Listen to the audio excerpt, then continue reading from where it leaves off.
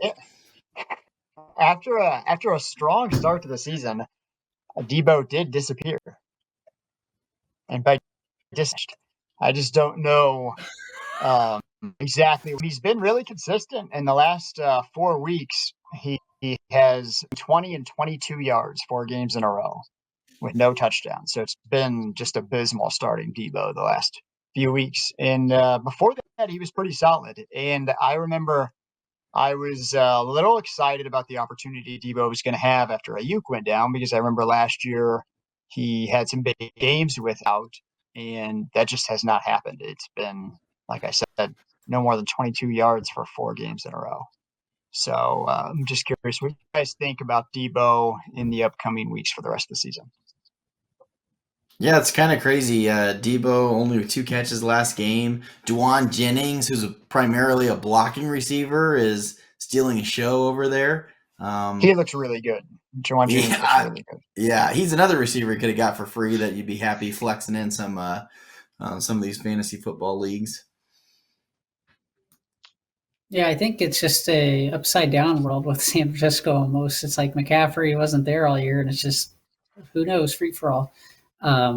Kittle's probably been the best, most consistent. Yeah, but with Debo, I don't know if it's age, injury, Purdy taking a step back. I don't really know the exact reason. I would say squeaky wheel sometimes gets the grease, right? So if long as San Francisco is staying in the playoff chase for maybe that final wild card, maybe even come back, win the division somehow, Debo's going to be good, right? But if San Francisco just lays down and has a bad rest of last month of the year, then Debo isn't going to do anything. So maybe you got to think, how good is San Francisco going to finish the year?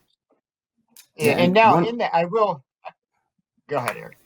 I was going to say one point that Markus said was George Kittle has been consistent, the most consistent of all these guys. And that's not normally the case. That's one of the least consistent tight ends typically. So it's a real switcheroony where Debo was always the guy you wanted, and now Kittle's the guy you want. So from year to year, things change, and that's a big takeaway from this team this year. And I do think if they need Debo, I think he might unvanish. He might show back up. He might not disappear.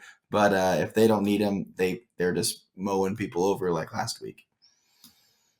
Eric, I think the word you were looking for is the old switcheroo. Switcheroo. If we're going more Seinfeld references. But I do agree. I do think George Kittle is taking food off Debo's plate to some extent. I am a little disappointed. I thought when McCaffrey was out, we would see more running back Debo than we did. It seemed like they were going to use him a little bit more. It's like kind of like a passing down running back, and that hasn't really happened. But more on that later. Back to you, Marty. Back to you. And so back to you in the studio, Marty. Well, I just know Marty and I started talking at the same time.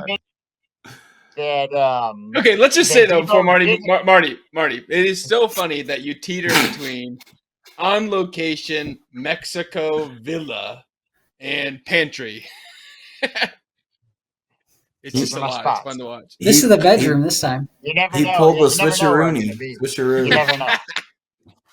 All right, but go ahead. But anyway, yeah, Debo, I mean, you have to bring up in the 4 games that I made, it is fair to mention that one was the Blizzard game in Buffalo, and another one Brock Purdy didn't play, and the Niners just could not move the ball. So that's 2 of the 4. And he actually, Zach, you mentioned the running game. He actually did get some carries last week. He just wasn't very effective with them. He had 5 carries. 5 carries for 13 cards, yeah. So... And that, that didn't translate to very many fantasy points. He had 5 carries, and plus his receiving, he still couldn't break 35 yards.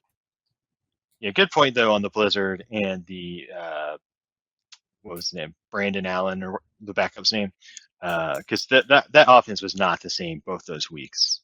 So I think it's fair to kind of put an asterisk next to this. Oh, here we go. Maybe. So I think, do you start Debo this week? I might go back to him.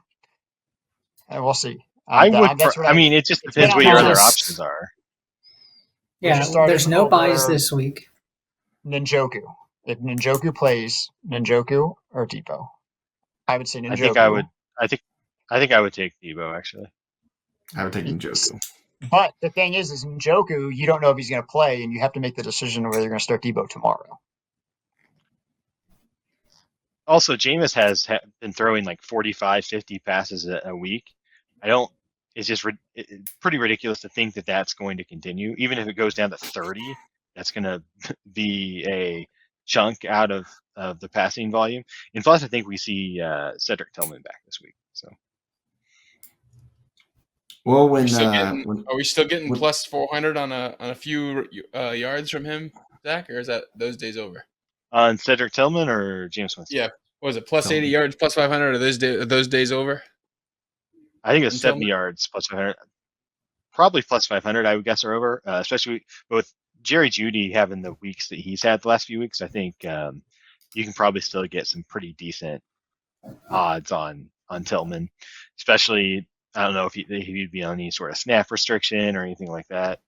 I'm not really sure. So, sure. All right, I guess moving on to the Thursday